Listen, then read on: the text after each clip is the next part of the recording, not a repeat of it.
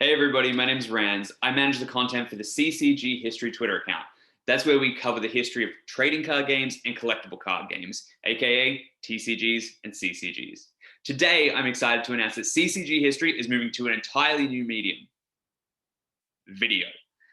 In this new web series, titled The Booster Pack, we will talk to people who have influenced collectible games over the years. That's publishers, that's designers, that's artists, and of course, that's players. In the following preview clip from our pilot episode, I am joined by three people from AEG. And in the order you'll see them around me, we have Todd Roland, a longtime designer for the company, Vlad Orellana, a more recent employee, but he helped put together what we talk about today, and of course, AEG CEO John Zinser. Now, if you don't know AEG, that's the company that put a ton of CCGs out, including Legend of the Five Rings, Doomtown, 7th Sea, just to name a few. But in this clip, we're talking about Warlord, Saga of the Storm. So Warlord, if you don't already know, is celebrating its 20th anniversary this week. And if you're watching this video today, you can have a chance to help celebrate. For today only, you can still get Warlord's Celebration 20th Anniversary exclusive pack that is only available this week. It'll never be printed again. There are links in the description and there's details in the following clip. Oh, and stay tuned because the CEO, he lets slip a little details about what he might be thinking as far as AEG's future with collectible games. But with that, I want to thank everybody who was in the video, and I want to thank you for watching. Remember to subscribe. This is just a preview clip for the pilot episode. Both this and it are a little rocky, but as we get through this journey, we are going to learn so much about collectible card game history, and we'll have a ton of interviews with a lot more relevant people. Until then, check it out and check out the chat about Warlord. Remember, links in the description. Bye.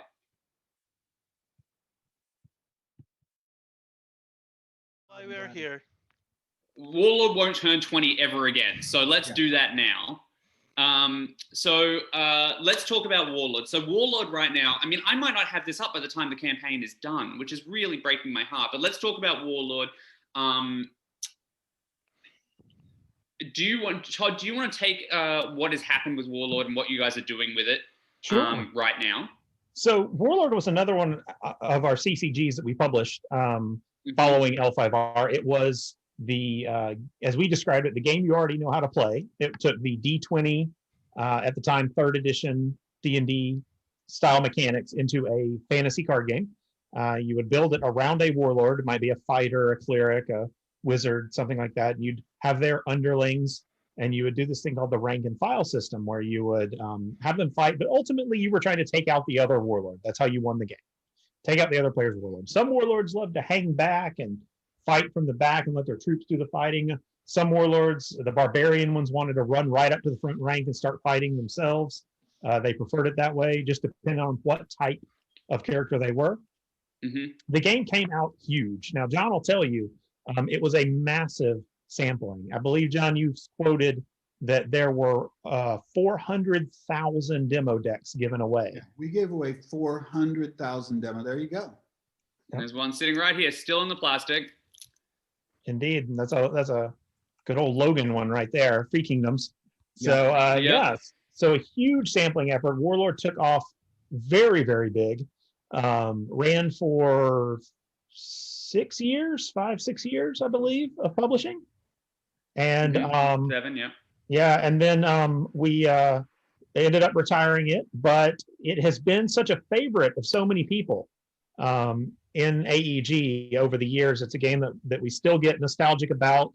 Most of us still have a deck or two, hanging around our houses that, we still love to play every now and again. We had our own personal characters in the game, which, we can talk about the Medusan system later, but we decided we could not let the 20th anniversary go by without marking it somehow, because there has been a group of diehards who have kept the game going I believe, according to what they said, it is the biggest dead game at Gen Con every year. Yep. It has the largest Mhm. turnout of all the games that are no longer being published in tournament form. And because we love the game so much and they've been so dedicated to it, we wanted to do something for them. So we decided to make a pack that would have brand new warlords for every faction, as well as a new overlord and the ever present brine fiend, the little 2 hit point level 1 monster that's always been around, got a new alternate art version. He's also been known as the Medusan Lord Slayer, because for whatever reason the brine fiend always rolls a 20 whenever you need him to. Whenever he attacks, it seems like. At least you remember it that way. You always remember it when the brine fiend rolls a 20. So yeah, so we included him as well. And it's on sale right now. It's on a pre-order just this week. And then it'll be the only time people can get it. And we've just been really excited about everyone. They've been posting all their memories, their old photos, posting up deck lists and their stories from when they would challenge us and play back in the day. It's been a lot of fun. You can actually go right now to the Warlord Facebook group, and you can see all they created this hashtag Bring Back Warlord, and you can see all the little histories of everyone that can tell you why the game was important to them, what happened, how they got all together with it. So check it out. It's really cool.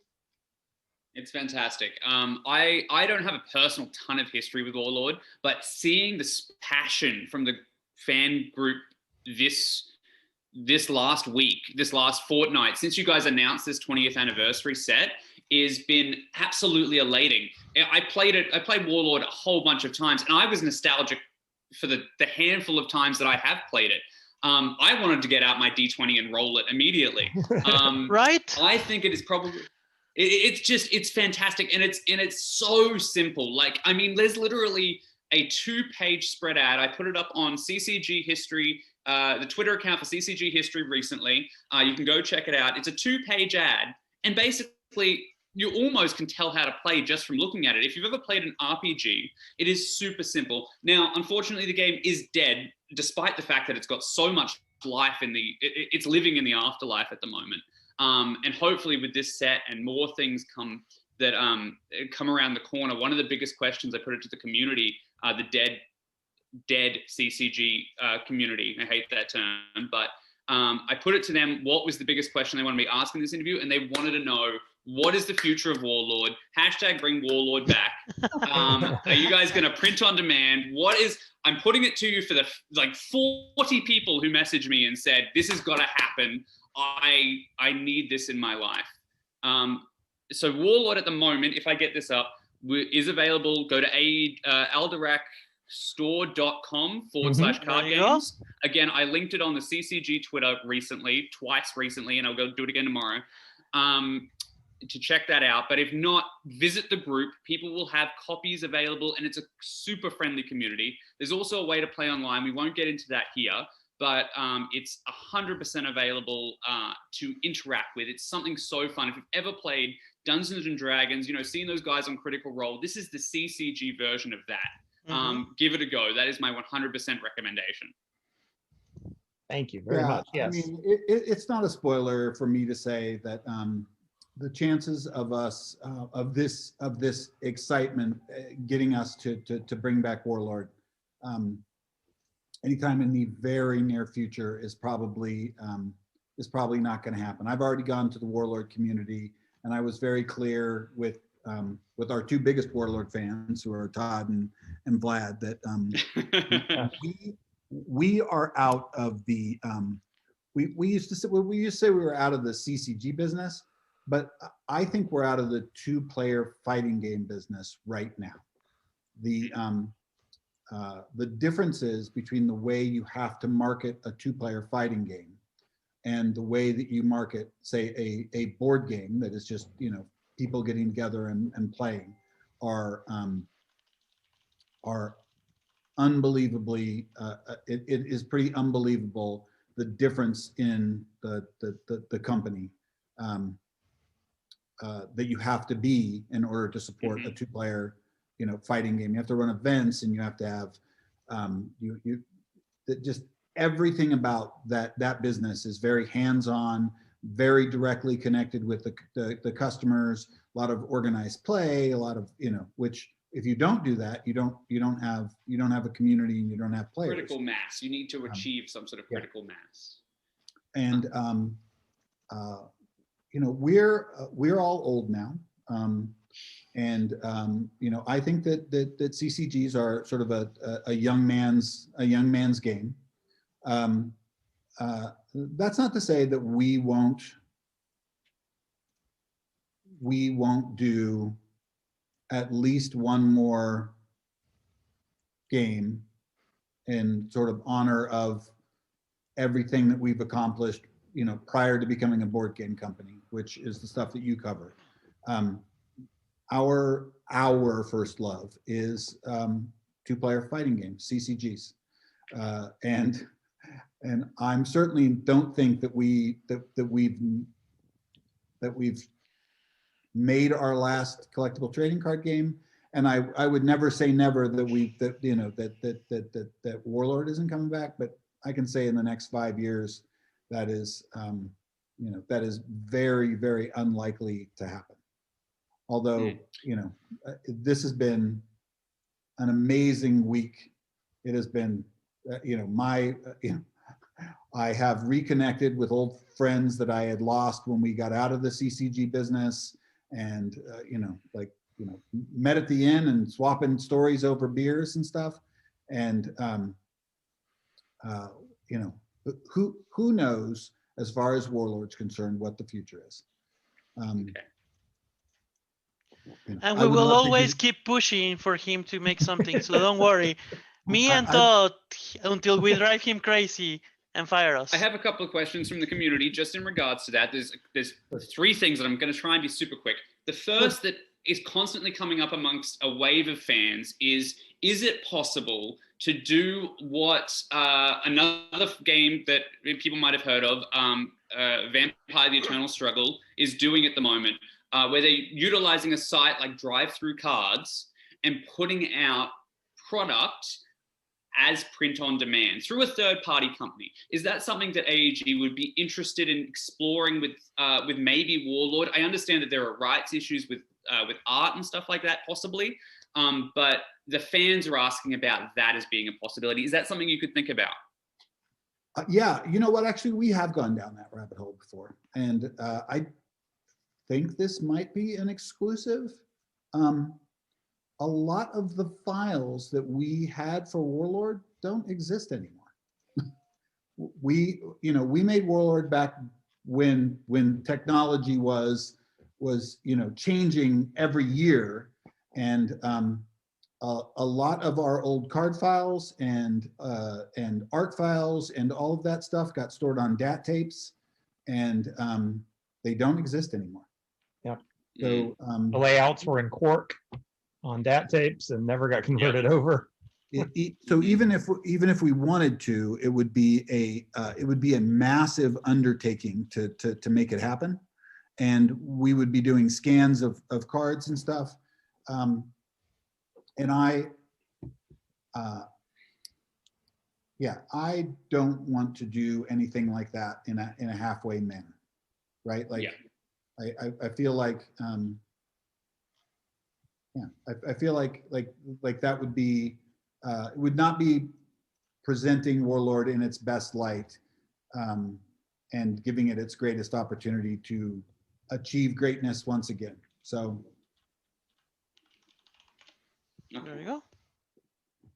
So Todd, I'm sorry, we've kept you way too long. Thank you so much it's for your contribution. It's quite all right. I really appreciate the chance to come on. I appreciate the time you're spending talking to us here. I could probably get back on with you at some point and talk for hours and tell stories, because I barely scratched the surface of my own L5R stories and Warlord stories, and heck, even Spycraft stories. I was only sort of side related to that project, but I've even got stories from it. So yeah, there's a lot. Well, if there's anybody in the world who wants to hear them, that's me. And I would love, literally, I could kill an afternoon doing this for sure. But thank you for joining us today, Todd, and thank you so much for reuniting the community the way you have in the last when was the announcement? January 26th? Yeah, it wasn't too long ago. Something like that. And since then, there has been a deluge, even like for me, who's tangentially involved with Warlord, just seeing people sharing and getting excited about it again and being reinvigorated by the presence of this thing. And I think what it really reminds us all that there's no such thing as a dead CCG. They might lie dormant, but the players are still there. That's still a part of the way that they enjoyed their time. Like nobody would ever call The Godfather a dead movie because they haven't made a fourth one in 20 years, right? Exactly. Exactly. Yeah, I mean, well, there was a day when the best way to play a collectible trading card game was after it was dead. Like you could go out and buy boxes of Warlord cards for $5. Yep. So there were a number of years where playing Warlord, it was, you know, it was the best. Amazing. And obviously people did that. They definitely did. They definitely did. So, I mean, you all enjoy your conversation. I will see you all later. Thank you very much, Todd. Thank you for being so patient. See you, bud. Bye.